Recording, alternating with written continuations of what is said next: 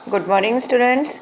आज मैं आपको हिंदी में पाठ 8 ऐसा वसंत कब आएगा यह कविता पढ़ के बताऊंगी और उसका अर्थ बताऊंगी। आपने ध्यान से सुनना है और कठिन शब्दों का अर्थ कॉपी में लिखना है।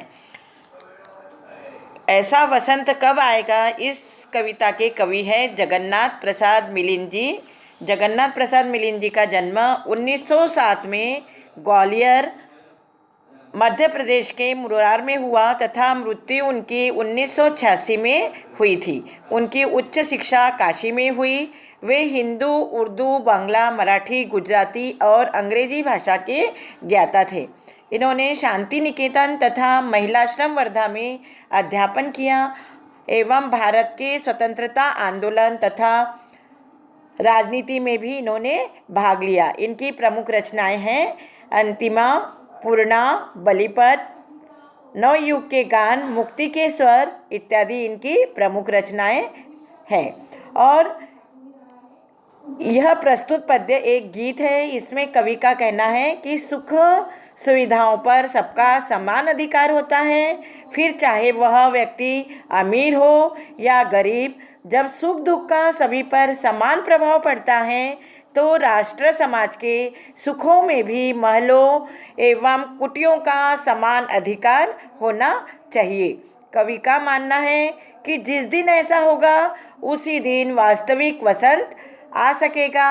और कवि इस कविता के माध्यम से यह संदेश देना चाहते हैं कि इस धरती पर हर मनुष्य को समान अधिकार प्राप्त है, इसलिए किसी भी व्यक्ति के साथ किसी भी प्रकार का भेदभाव न करते हुए समानता का व्यवहार हमें करना चाहिए। अब मैं आपको 4-4 पंक्तियों का अर्थ बताऊंगी, आपने ध्यान से सुनना है। ऐसा वसंत कब आएगा जब मानवता के उन उपवन का हर प्रसून यानी फूल खिले पाएगा। ऐसा वसंत कब आएगा। यहाँ पर कवि जगन्नाथ प्रसाद मिलिंद जी कहते हैं कि वसंत ऋतु के भांति मानव जीवन में खुशियाँ भरने वाला वसंत कब आएगा और कब विश्व रूपी वन उपवन में खुशियाँ लहराएगी और मानव के चेहरे पर प्रसन्नता दिखाई देगी।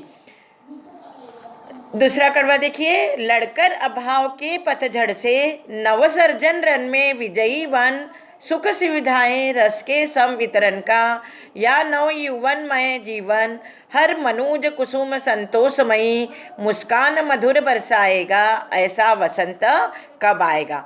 यहाँ पर कवि जगन्नाथ प्रसाद जी कहते हैं कि मानव अपने कमियों के पतझड़ से लड़कर अर्थात उन्हें दूर कर विकास के कार्यों में आगे बढ़ेगा और सुख सुविधाओं के संसाधनों में समान वितरण होगा, जिससे सभी का जीवन कैसा होगा, सुखमय होगा और मनुष्य रूपी हर कुसुम के चेहरे पर संतोष की सुंदर मुस्कान दिखाई देगी। इसलिए यहाँ कवि पूछते हैं कि ऐसा वसंत कब आएगा।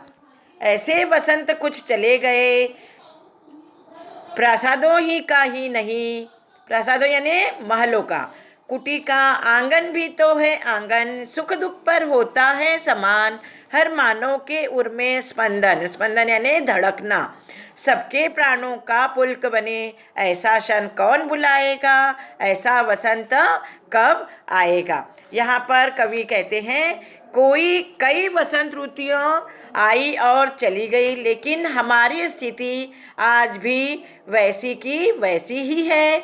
बड़े बड़े महल में ही नहीं बल्कि झोपड़ियों में भी क्या होते हैं, आंगन होते हैं। सभी पर दुख और सुख का क्षण का प्रभाव पड़ता है। और कवि कहते हैं कि समाज में अमीर गरीब का भेदभाव कौन मिटाएगा और कब सुखद वसंत आएगा। धन्यवाद।